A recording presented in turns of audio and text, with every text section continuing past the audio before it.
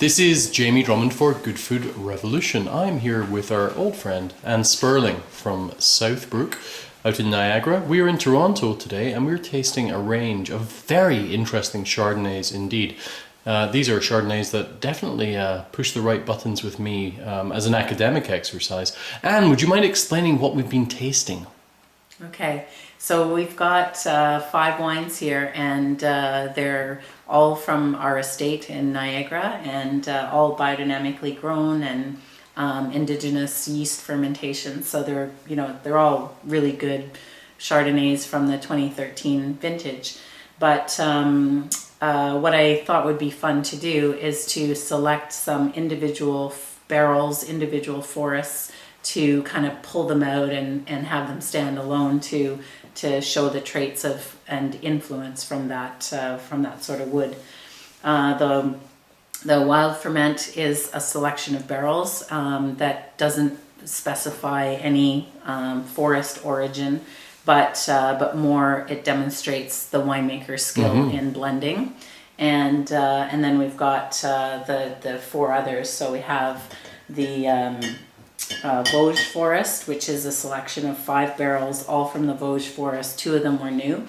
I have Juppy, which was a single barrel and new wood, and I have what's called a moon barrel, and this is a barrel that's was harvested, or the wood for it was harvested under the ideal lunar conditions to sort of match biodynamic principles. And then we have an Allier, which is a selection of 3 300-liter barrels. So, and I think one of them was new wood. So we're, we can really see the influence of it. And so as you work through, there's still that underlying texture. There's the underlying freshness and acidity and lees contact for complexity. But the wood influence is very notable in terms of the differences in each wine. And what do you believe each of these different types of barrels bring to the wine, from the Vosges all the way through to the Allier there? Well, when I'm tasting through the barrels after they've aged, I'm looking to create a complex wine. And so by taking the notes that come from the different forests or the influence of each barrel, I'm getting just a little bit of variation in order to add complexity to the wine. So sometimes sometimes it's a little bit of spice, sometimes it's a little bit more structure, a little tightness, those things that when you take them standing alone, it's quite pronounced, but when you put it together, it becomes very, very subtle. But it's what gives wine, I think, its unique stamp in terms of the winemaking and what I like and how it comes together and that sort of thing. But I think it also plays into the ageability of the wine. That complexity gives the wine a lot to kind of chew through in terms of aging.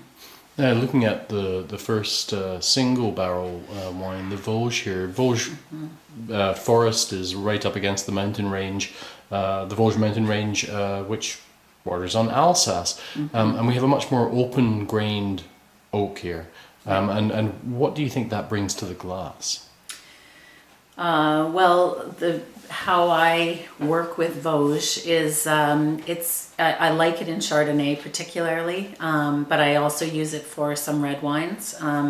It integrates very quickly with the wine, and so for Chardonnay, I prefer aging for about 10 months in barrel before bottling. So there's still some fruit, but the Vosges really kind of comes together, and making those selections even at 6 months in barrel is quite easy with Vosges. In red wine, I use it as a way to show what the wine's going to reveal further down the line. So like with our Cab Sauves and Cab Francs, they tend to be in barrel for longer than 12 months. And so what Vosges is telling me at 8 or 9 months, I know I'll see in the other forests after a year. So it's I think that's the main role. It's just that really nice integration. Now, Juppy is another thing altogether. I think that was my personal favorite of all of the wines. Would you mind speaking to us about that particular forest and how you think that translates to the wine in the glass? So it's a very small forest. There's very few coopers who actually have rights to harvest wood from that area. It's a maritime climate, and so generally cooler and very subtle. So I find that for longer aging or for a little tighter profile, the Jupi is giving me some structure and a little bit of spice. It's really delicious. I just went back to it there. It's that's I really do like that. Yeah. The Moon Harvest barrel is a kind of mystery to me right now, because we don't know exactly which forests the oak is sourced from, but it is harvested according to the lunar calendar for optimum cooperage, I guess. What do you think of this one? Well, we found that similar to Vosges, it integrated quickly, and the wine has always been very balanced, even from its earliest days as a after fermentation, after mallow, kind of once it's settled past those early fermentation notes. I'm finding that there's a broadness on the palate, so unlike the Jupi is tighter in the finish, whereas with the Moon Barrel it finishes very broad, so it's quite a luscious wine, even at a young age. There's quite a pronounced finish on that, most definitely, and you're right there, definitely. And it finishes more like a rich sparkling wine. I can see that, yes, yeah. And then finally we have the Allier. Yeah, the Allier, for me, this is the one where the really defined traits, whether it's Chardonnay or Cab Sauv, the really defined traits of the barrel come through, and so there's a savoriness and a toastiness that for me, boom, that's an Allier barrel. So it's maybe more of a top note on the wine, so it sticks out from it. But it does kind of give a taster something to hang their hat on. Oh, this is fantastic. Thank you very much for bringing these wines along today.